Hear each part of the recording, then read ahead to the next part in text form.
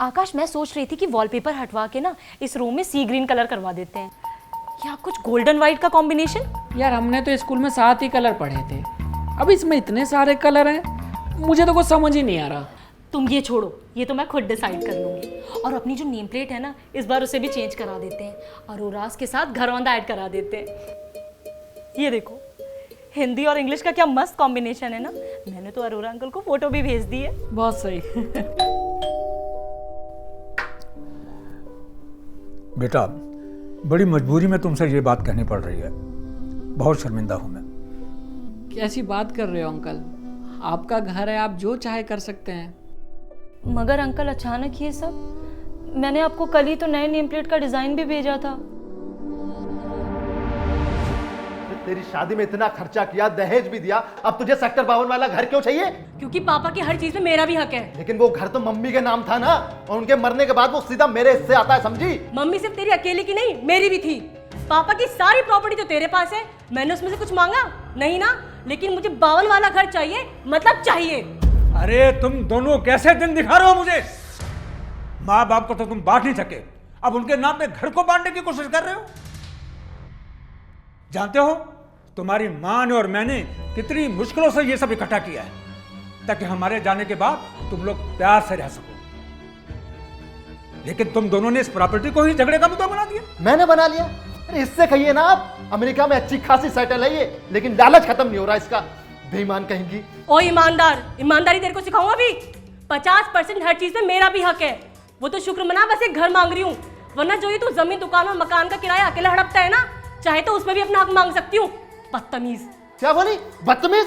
बताओ तो क्या भी। सचिन, अपनी बहन पर हाथ उठाएगा तो शर्म आनी चाहिए तुझे। और शीतल, सचिन तुम्हारा बड़ा भाई है, जरा सोच समझकर बात किया करो। सारे फसाद की जड़ वो घर ही है ना, मैं उस जड़ को ही खत्म कर दूंगा। ये घर मैंने शारदा के नाम खरीदा था, ये सोचकर कि बच्चों को सेटल करने के बाद हम दोनों यहां पर आराम से रहेंगे।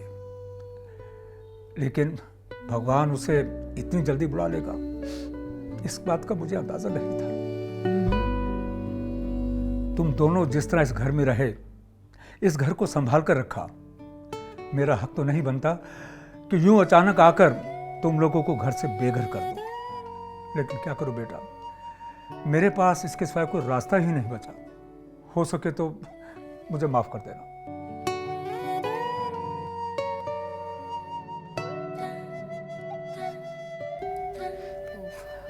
वो अंकल, शादी के बाद ही हमारा पहला घर था। पिछले 5 सालों से यहाँ रहते रहते हम ये भूल ही चुके थे कि ये हमारा नहीं है। इसलिए ऋतु थोड़ी सी इमोशनल हो गई है। आप परेशान मत होइए, मान जाएगी। वैसे भी आज नहीं तो कल हमें यहाँ से जाना ही था। यकीन मानो प्रकाश, इस घर को बेचने से बड़ा सदमा मुझे इस बात का है कि तुम दोनों इस घर से जा रहे हो। तुम दोनों को इस घर में मुझे देखकर ऐसा लगता था मानो मानो मैं और शारदा ही दोनों इस घर में रह रहे हैं। मैं समझता हूँ अंकल, आप मुझे 1 महीने का टाइम दीजिए, मैं कुछ ना कुछ इंतजाम जरूर कर लूँगा। ये लीजिए अंकल। नमस्ते। बेटा, ये लो।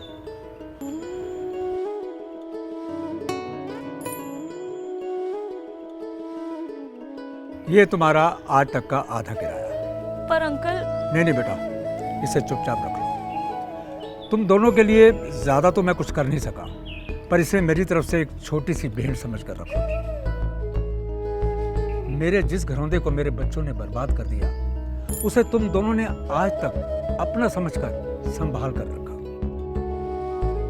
तुम दोनों मुझसे एक वादा करो कि जब भी कभी तुम अपना घर बनाओगे तो उसका नाम घरौंदा ही रखोगे। रखोगे ना बेटा?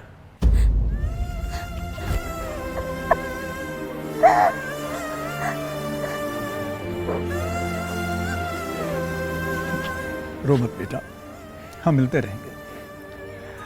जीते रहो। चलते हैं अंकल। जीते रहो बेटा, खुश रहो।